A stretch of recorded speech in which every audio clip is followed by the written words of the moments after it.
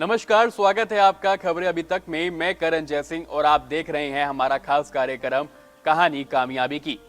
Corona काल में जहां तमाम व्यवस्थाएं ठप हो गई, जहां दुनिया थम सी गई, तभी कुछ लोग आ खड़े हुए और इस जीवन को दोबारा चलाने में अपना सहयोग दिया। कुछ लोगों ने जरूरतमंद लोगों की सेवा में जुटे, तो वहीं कुछ लोग ये कहने के लिए आए कि दोबारा जीवन को चलाने के लिए सामने आना बेहद जरूरी है। ऐसे में कुछ डॉक्टर, कुछ समाजसेवी अपने साथ आए और इस साथ में उन्होंने लोगों की सेवा की। वहीं साइबर सिटी गुरुग्राम के मानेसर क्षेत्र से डॉक्टर इंद्रजीत यादव हमारे साथ हैं, जो कोरोना काल में ना ही उन्होंने लोगों की सेवा की, बल्कि जरूरतमंद लोगों के साथ वो तत्परता से कार्य करती रही। डॉक्टर इंद्रजीत, बहुत स्वागत है आपका खबर अभी तक में। नमस्ते जी। आपको डॉक्टर दीदी के नाम से क्यों जाना चाहता है क्षेत्र में? सर, जैसे कि कोरोना के टाइम पे सब कुछ थम सा गया था, कोई किसी की मदद के लिए घर से बाहर निकलने की कोशिश नहीं करता था। तो उस टाइम पे हम लोगों ने घरों से निकल के लोगों की मदद करने की सोची, झुग्गियों में, गरीबों के घरों में, गलियों में। तो हम जैसे मैं प्रोफेशनली एक डॉक्टर हूँ, तो कुछ लेडीज़ थी जिनकी डिलीवरीज़ की मतलब व्यवस्था नहीं हो पा रही थी, तो हमने उनको घरों में डिलीवरीज़ करवाई और उनके जच्चे बच्चे की सुविधा के लिए जो मेडिसिन देनी थी और जो उनको उपलब्धियां चाहिए थी वो सब उनको प्रोवाइड करवाई। और दवाइयों से लेके अनाज तक, और जिनको जाने के लिए साधन चाहिए थे यहाँ से निकलने के लिए, उनको वो प्रोवाइड करवाए। तो हमने मतलब जैसे समाज सेवा का ये काम शुरुआत की, तो वहाँ डॉक्टर तो मुझे सभी कहते थे, तो लोगों ने डॉक्टर के साथ दीदी कहना और शुरू कर दिया। इस तरह से ये मेरा नाम जो है ये जनता का दिया हुआ है और मतलब समाज में मुझे डॉक्टर दीदी के नाम से लोग पुकारने लग गए। बहुत कठिन समय था कोरोना का। कोरोना काल में सब लोग घरों में बंद होने को मजबूर थे। ऐसे में आप उठे, बाहर आए, अपनी जान की परवाह नहीं करी। कहीं ये दिमाग में आया कि कहीं मेरे घर में ना कोरोना आ जाए, या मेरे बच्चे हैं छोटे छोटे, उनको ना कोरोना हो जाए? क्या ये डर, कहीं ये भाव था मन में? नहीं सर, ऐसा कुछ भी नहीं था, क्योंकि हमने कोशिश की कि हम घर से बाहर निकलें, अपनी प्रिकॉशंस भी पूरे अपनाए और लोगों को इसके लिए कि किस तरह से वो कोरोना से बच सकें, इसके लिए भी अवेयर करवाया। और बिना डर के, बिना झिझक के पूरी कोशिश की कि हम लोगों की पूरी मदद कर सकें। आने वाला समय मानेसर नगर निगम बनने जा रहा है। गुरुग्राम नगर निगम काफ़ी प्रदेश का माना जाता है, काफ़ी पैसों वाला, काफ़ी बजट रहता है नगर निगम का। अब मानेसर का नगर निगम बनने जा रहा है, आप लोगों की सेवा कर रहे हैं, कैसे देखते हैं कि क्या अब विकास होगा? क्या आप पॉलिटिकल लाइन में जाना चाहेंगी अब? जी बिल्कुल, जैसे समाज सेवा के टाइम पे जब कोरोना का दौर चल रहा था, तो हमने तभी से मतलब मेन अपना जो एक मेरी संस्था है, उस संस्था के थ्रू हमने काम करना शुरू किया था।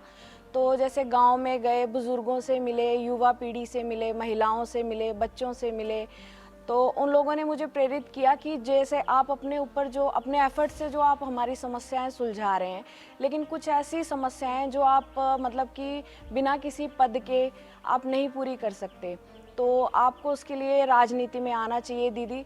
तो मैंने सोचा, विचार किया, अपने हमारे जो इलाके की सरदारी है और जो हमारे गांव की सरदारी है, उन्होंने मुझे प्रेरित किया। मतलब 36 बिरादरी के लोगों ने मेरा साथ दिया और मुझे इस चीज़ में आने के लिए प्रेरित किया। तो अब मैं ये सोच रही हूँ कि अगर इन लोगों ने मतलब मेरा इतना साथ दिया है, आगे भी देंगे, तो मैं इस राजनीति में आने की पूरी सोच रख रही हूँ। कौन कौन सी समस्याएं देखती हैं, कौन कौन सी जरूरत देखती हैं आपकी? मानेसर नगर निगम के लोग जो समस्याएं हैं, वो कौन कौन सी ऐसी समस्याएं होंगी जो अभी आप देख रही हैं कि अभी हाल ही में लोग झेल रहे हैं, लेकिन जब आप पावर में आएंगी तो उन्हें सबसे पहले उन्हीं समस्याओं का समाधान किया जाएगा? सर, जैसे समस्याएं तो यहाँ पर बहुत हैं, क्योंकि यहाँ मानेसर में ग्रामीण क्षेत्र भी बहुत हैं और जो अर्बन एरियाज़ हैं, सोसाइटीज़ हैं, वो भी बहुत ज़्यादा हैं। तो यहाँ पर जो अर्बन एरियाज़ हैं, उनमें सोसाइटीज़ में जैसे हम गए हैं, तो उन्होंने अपनी काफ़ी समस्याएं बताई हैं। तो अभी हम कुछ समस्याएं उनकी पूरी कर रहे हैं और कुछ करेंगे भी। जैसे उन्हें म्यूनसिपैलिटी की पानी की सुविधा उपलब्ध नहीं है, तो वो हम कोशिश करेंगे कि उनकी सोसाइटी में प्रोवाइड करवाएं। और जैसे कुछ लोगों ने हेल्थ इश्यूज़ कहे कि कोरोना टाइम पे हम बाहर नहीं जा सकते, तो हम मतलब कि उनके सोसाइटीज़ में हेल्थ कैंप्स लगवा रहे हैं, फ्री हेल्थ कैंप्स लगवा रहे हैं, योगा कैंप्स लगवा रहे हैं। फिर जैसे नारी सुरक्षा के लिए है, तो नारी सुरक्षा की समस्याओं के लिए हम दुर्गा शक्ति एक पीसीआर है, तो हम कोशिश करेंगे कि जहाँ जहाँ मतलब ठेके हैं और अंधेरी इलाका है, जहाँ स्ट्रीट लाइट्स वगैरह प्रोवाइडेड नहीं है, वहाँ हम पीसीआर की सुविधा उपलब्ध करवाएं महिलाओं की सुरक्षा के लिए। और साथ में स्ट्रीट लाइट प्रोवाइड करवाएं और सीसीटीवी कैमरास। और जैसे स्वास्थ्य से रिलेटेड है तो उसमें हम फ्री कैंप्स लगवा रहे हैं और लगवाएंगे भी, और योगा कैंप्स हैं। और हम एक एम्बुलेंस निकाल रहे हैं अपनी डॉक्टर दीदी के नाम से, जो लोगों को निशुल्क जहां उन्होंने अस्पताल में जाना हो, क्लिनिक्स में जाना हो, हर आदमी इस सुविधा को प्राप्त कर सकता है। हमने अपने नंबर दिए हैं, पैम्पलेट्स वगैरह बना रहे हैं, उन पे नंबर दिए हैं, तो आप हमसे मतलब कनेक्ट हो सकते हैं और हम आपको पूरी सुविधा उपलब्ध करवाएंगे। और शिक्षा के क्षेत्र में जैसे जो सरकारी स्कूल हैं, जो अर्बन एरियाज़ में प्राइवेट स्कूल हैं, वहाँ तो लगभग सारी फैसिलिटीज़ हैं, लेकिन वहाँ भी हम जैसे बच्चों के साथ शोषण के कार्य होते हैं, तो हम उनको सीसीटीवी कैमरास प्रोवाइड करवाएंगे और वाईफाई की, इंटरनेट की फ्री सुविधा उपलब्ध करवाएंगे। और जो ग्रामीण क्षेत्र हैं वहाँ पे हम लोग जैसे खेलों में वहाँ लोग आगे बढ़ने के लिए काफ़ी इंटरेस्टेड रहते हैं, लेकिन उन्हें वो सुविधाएं नहीं मिल पाती, तो हम खेलों से रिलेटेड एकेडमीज़ खुलवाएंगे। और जो सरकारी स्कूल हैं वहाँ पर टीचर्स के लिए मतलब उनकी शिक्षा में वृद्धि हो, उसके हम एक्स्ट्रा कैंप्स लगवाएंगे, उनको एक्स्ट्रा क्लासेस दिलवाएंगे, सीसीटीवी कैमरास लगवाएंगे और इंटरनेट की सुविधा और कंप्यूटर्स प्रोवाइड करवाएंगे, ताकि जो हमारे आने वाली पीढ़ी है वो विकासशील हों और वृद्धि के रास्ते पे चले। आपने कहा कि आप मानेसर नगर निगम से मेयर का चुनाव लड़ना चाहती हैं, आपकी ये इच्छा है। कौन सी पार्टी का रुख करेंगे? क्या कोई किसी पार्टी का रुख करेंगे? क्या आप किसी पार्टी में आप बने हुए हैं? क्या किसी पार्टी को आपने ज्वाइन किया है? नहीं सर, ऐसा कुछ नहीं है, मेरी कोई पार्टी नहीं है, कोई किसी पार्टी से रिलेटेड नहीं है हम। मेरी जो पार्टी है वो जनता ही है, जनता ने मुझे यहाँ तक बढ़ने के लिए प्रेरित किया है, तो मैं जनता जनार्दन को ही अपनी पार्टी मानती हूँ और यहाँ तक मुझे उन्होंने पहुँचाया और उम्मीद रखती हूँ कि आगे भी वो मेरा पूरा साथ देंगे। लेकिन सेवा करने के लिए राजनीति ही क्यों? सेवा तो आप समाज सेवी बन के भी कर सकती हैं, राजनीति में क्यों आना? सर, जैसे कुछ समस्याएं हैं जिनको हम अपने बलबूते पे पूरा कर सकते हैं, लेकिन बिना सरकारी पद के हम कुछ समस्याएं नहीं सुलझा सकते। जैसे आप यहाँ मतलब कुछ गांव हैं जहाँ पानी भर जाता है, सरकार ने अर्बन एरियाज़ ने वहाँ सोसाइटीज़ बना दी, पानी की निकासी नहीं हो पाई, पानी की निकासी रुक गई। तो अब जैसे हम राजनीति में मैं आती हूँ, तो हम जो पानी की निकासी है उसके लिए पाइपलाइंस दबवाएंगे। तो मानेसर तो औद्योगिक नगरी कहा जाता है, बड़े बड़े कॉरपोरेट दफ्तर मानेसर में हैं। कैसे देखते हैं आप, अगर आप पावर में आती हैं तो उन औद्योगिक लोगों के लिए क्या कुछ करेंगे, कि व्यापारियों के लिए क्या कुछ किया जाएगा? सर, जैसे यहाँ कुछ लोगों की ज़मीनें जो एक्वायर की गई हैं, मैं तो सरकार से ये विनती करती हूँ कि वो एक्वायर्ड ज़मीनें जो जिन पे काम नहीं हो रहा है वो उनको वापस दे दी जाएं, और जो अनियमित रूप से कॉलोनी बनी हुई है यहाँ पर उनको रेनोवेट किया जाए, रिकंस्ट्रक्ट किया जाए, और जो उनकी मूलभूत सुविधाएं होती हैं वो सारी प्रोवाइड करवाई जाएंगी। पानी, बिजली, रोडों से लेके गलियों तक हर सुविधा उपलब्ध करवाई जाएगी। साइबर सिटी की बात करूं या मानेसर की बात करूं, प्रदूषण एक सबसे बड़ा जो कहा जाता है लोगों के लिए समस्या बनी हुई है। हर साल प्रदूषण का स्तर यहाँ बहुत ज़्यादा हो जाता है। अगर मान लीजिए आप पावर में आ जाती हैं तो उस प्रदूषण को कम करने के लिए क्या कुछ तैयारी करेंगी? क्योंकि काफ़ी लोग बीमार हो जाते हैं इससे, और जो बुजुर्ग लोग हैं, जो बच्चे हैं, उनको तो काफ़ी ज़्यादा परेशानियों का सामना करना पड़ता है इससे। सर, जैसे पोल्यूशन है तो ये मानेसर जो है ये आईटी का इलाका है, तो यहाँ पर बाहर से काफ़ी गाड़ियाँ वगैरह आती हैं, तो हम जो गाड़ियाँ हैं उनकी जो पोल्यूशन चेकिंग का है वो हम यहाँ पे बिल्कुल मतलब हर जो गाड़ी है उसको हम इस तरह से यहाँ आने के लिए कहेंगे कि भाई अपना एक तो पोल्यूशन चेक करवाएं, दूसरा जैसे अभी कोरोना काल चल रहा है तो लोग मास्क वगैरह यूज़ करते हैं, तो हम उनको मतलब जो पोल्यूशन को कंट्रोल कर सकें वो मास्क वगैरह प्रोवाइड करवाएं। स्वास्थ्य के क्षेत्र में, क्योंकि स्वास्थ्य अब एक ऐसी बिंदु बन चुकी है, कोरोना ने ये सिखा दिया है कि स्वास्थ्य पर काम करना बहुत जरूरी है। जनप्रतिनिधि हो, चाहे कोई और व्यक्ति हो, समाज सेवी हो, स्वास्थ्य पर काम करना बहुत महत्वपूर्ण है। आप खुद एक डॉक्टर हैं, क्या मानती हैं कि स्वास्थ्य पर कैसा काम होना चाहिए? सर स्वास्थ्य को लेकर हम फ्री कैंप लगा रहे हैं अपने, तो हम उसमें कोशिश करें कि हर बंदे को हम इस चीज़ के लिए सशक्त करें कि वो अपने सेहत का ध्यान रखें, स्वास्थ्य के प्रति जागरूक हों। तो free medical health checkup camps लगा रहे हैं, योगा कैंप्स लगा रहे हैं।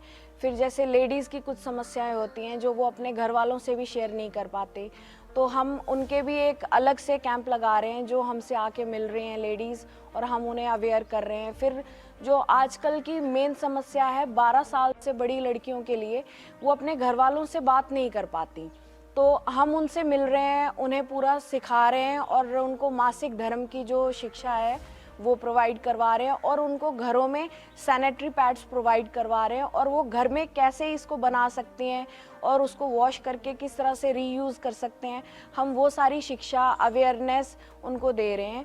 और फ्री हमारे शुगर कोलेस्ट्रॉल कैंप्स लगाए जा रहे हैं। जो वृद्ध लोग हैं उनको योगा के लिए प्रोत्साहित किया जा रहा है, व्यायाम के लिए प्रोत्साहित कर रहे हैं, और बस हमारा ये काम इसी तरह से चलता रहेगा। और बच्चों के लिए फ्री पोलियो बूथ्स भी लगवा रहे हैं हम लोग। आखिरी सवाल आपसे, जनता को क्या कहना चाहेंगे हमारे चैनल के माध्यम से? जनता आपको अगर नगर निगम में अगर आप मेयर के पद पर आप खड़ी होती हैं, आप एक उम्मीदवार बनती हैं, तो जनता के लिए क्या कुछ आप सुविधा उपलब्ध कराएंगी और क्या कुछ संदेश देना चाहेंगे जनता को?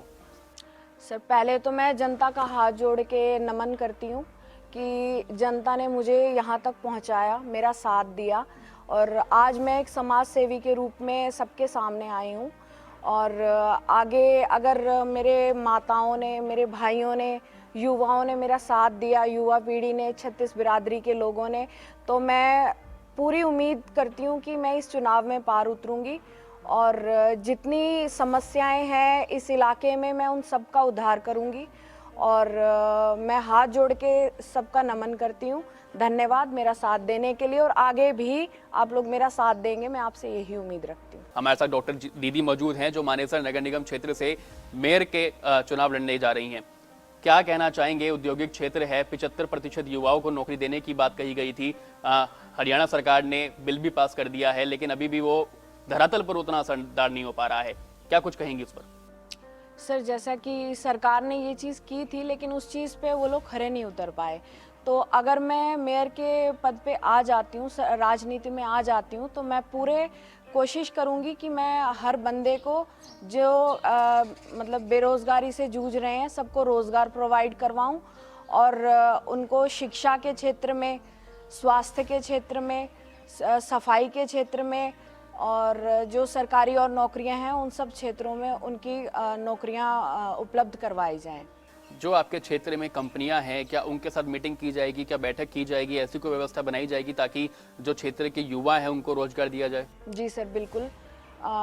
जो प्राइवेट क्षेत्र हैं उनमें भी मीटिंग्स की जाएंगी और सरकारी क्षेत्र में भी की जाएंगी, और हम पूरा साथ देंगे जो जनता है कि हम उनको पूरी नौकरियां प्रोवाइड करवा सकें, और हर क्षेत्र में हम उनके साथ हैं। हालांकि अभी तो काफ़ी सारी इंडस्ट्री जो है वो मानेसर में उपलब्ध हैं, लेकिन मानेसर का और विकास हो, क्या उसके लिए और इंडस्ट्री यहाँ पर आए और यहाँ अपना इन्वेस्ट करे, मानेसर को आगे बढ़ाए, उसके लिए क्या कुछ तैयारी है आपकी? जी सर, हम यहाँ पर जैसे मानेसर निगम जो आता है, इसके अंदर आईटी की कोई यूनिवर्सिटी या कॉलेज नहीं है। तो अगर मैं इस पद पर आ जाती हूँ तो मैं पूरी कोशिश करूँगी कि जो हमारे 12वीं से ऊपर के बच्चे हैं वो पूर्ण शिक्षा ले सकें और आईटी के क्षेत्र में आगे बढ़ सकें। तो हम यहाँ पर आईटी कॉलेज खुलवाने की पूरी कोशिश करेंगे।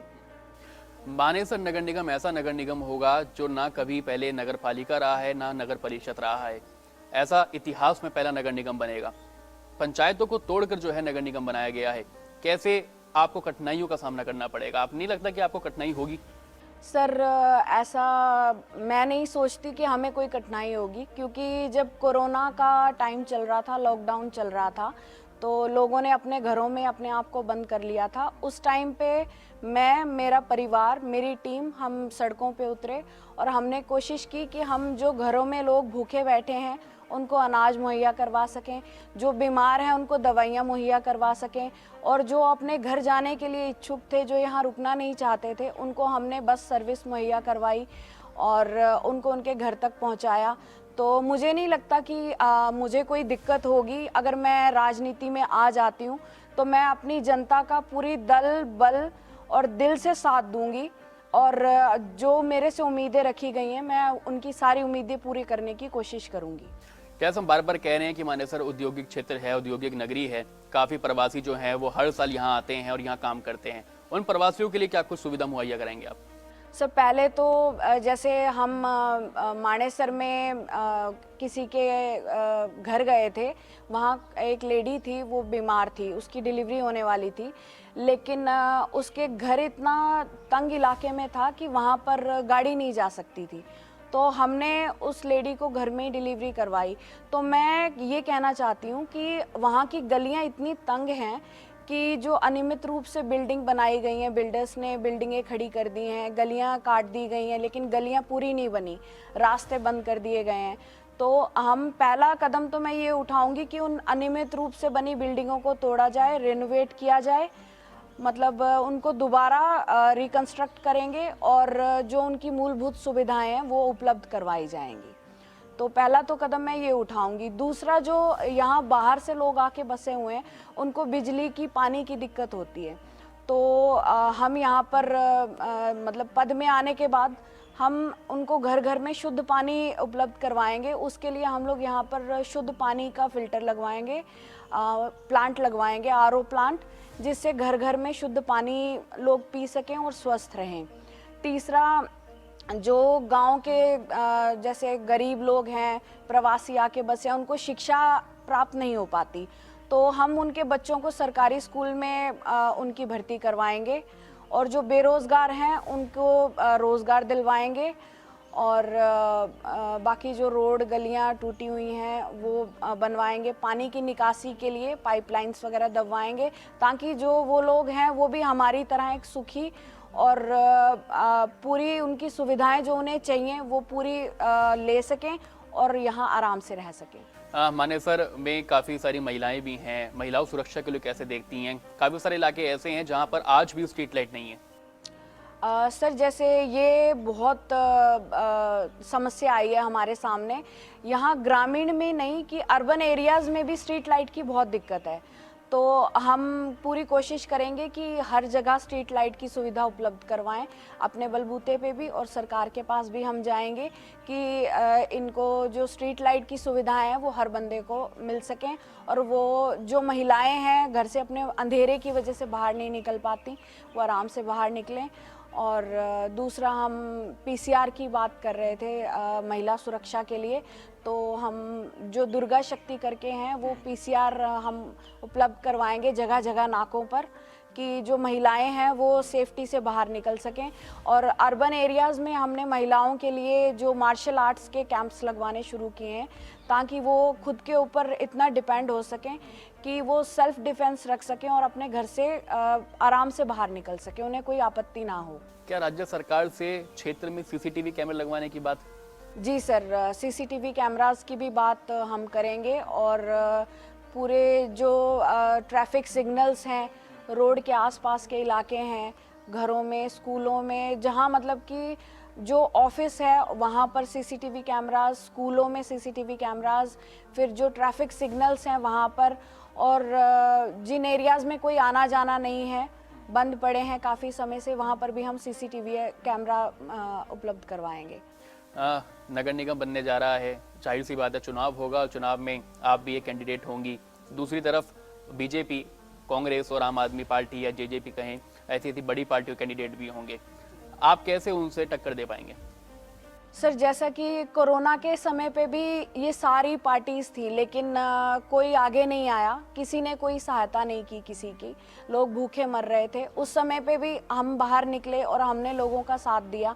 तो जो जनता ने मुझे इस लायक समझा और मैंने जैसे उनकी मदद की, तो उन्होंने मुझे इस चीज़ के लिए प्रेरित किया। मेरा खुद का कोई राजनीति में आने का नहीं था, लेकिन जो हमारे गांव के, हमारे इलाके की जो सरदारी है, उन सब ने, जो गांव की महिलाएं हैं, बुजुर्ग, जो हमारे बड़े बुजुर्ग हैं और जो भाई बंधु हैं, उन सब ने, छत्तीस बिरादरी के लोगों ने मुझे प्रोत्साहित किया कि आप आगे आइए, हम आपके साथ हैं। तो मुझे नहीं लगता कि मुझे किसी पार्टी से डरना चाहिए।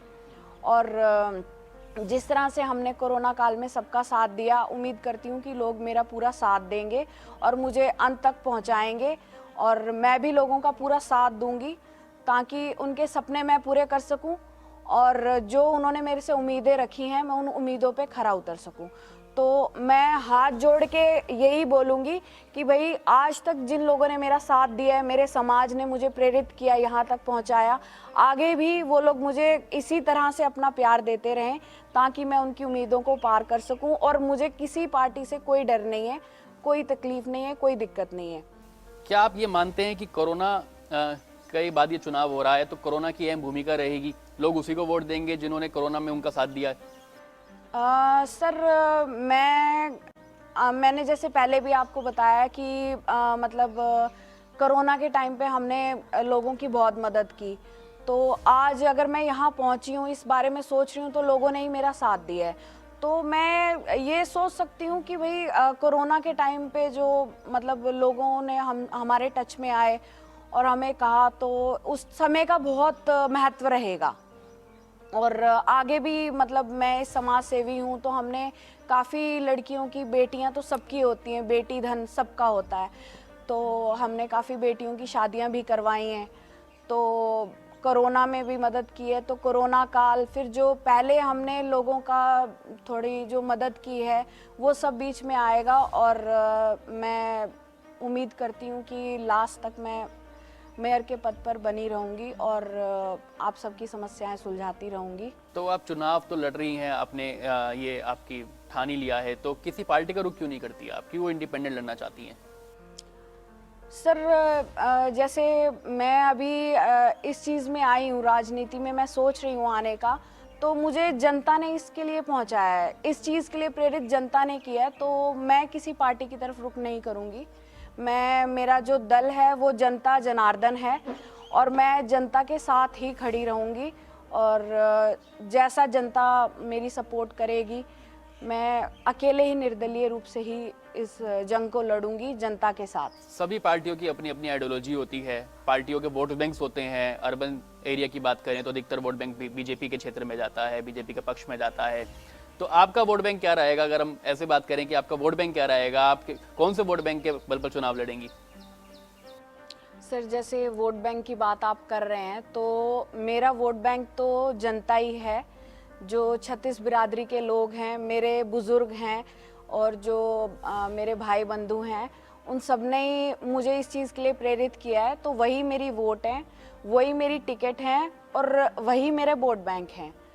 तो मैं जनता जनार्दन को ही बोलूँगी, वो मेरे जनता ही मेरी भगवान है। जहाँ वो जनता मुझे बैठाएगी, मैं वहाँ बैठने के लिए तैयार हूँ। आखिरी सवाल मेरा आपसे ये रहेगा, जनता आपको क्यों वोट दे? सर, जनता जो है, जैसे हम पहले गांव में, इलाकों में जाते थे, तो मुझे जनता ने ही मुझे इस चीज़ के लिए प्रेरित किया है। हमारे इलाके के लोगों ने, हमारे गांव के लोगों ने और जो आजू बाजू के गांव के लोग हैं, उन्होंने मुझे इस चीज़ के लिए प्रेरित किया है कि दीदी, आपने समाज सेवा में बहुत काम किया है और हम आपसे पूरी उम्मीद रखते हैं कि आप हमारे जो सपने हैं, आप ही उनको पूरा कर सकते हो। तो जो बाकी जैसे पार्टियां हैं, उनसे लोग त्रस्त हुए पड़े हैं, वो मतलब कहते कुछ हैं और करते कुछ भी नहीं है। तो मेरे से उन लोगों ने उम्मीदें जताई हैं और मुझे इस चीज़ के लिए आगे बढ़ाया है। तो मैं जनता के कहने पर ही यहाँ तक पहुँची हूँ और जनता, मुझे पूरा विश्वास है कि मेरा पूरा साथ देगी और मुझे अंत तक पहुँचाएंगे। तो ये थी डॉक्टर दीदी। आपको अब अगले एपिसोड में लेके चलेंगे जहां आपको कहानी कामयाबी के कुछ और हस्तियों से मिलाया जाएगा। नमस्कार।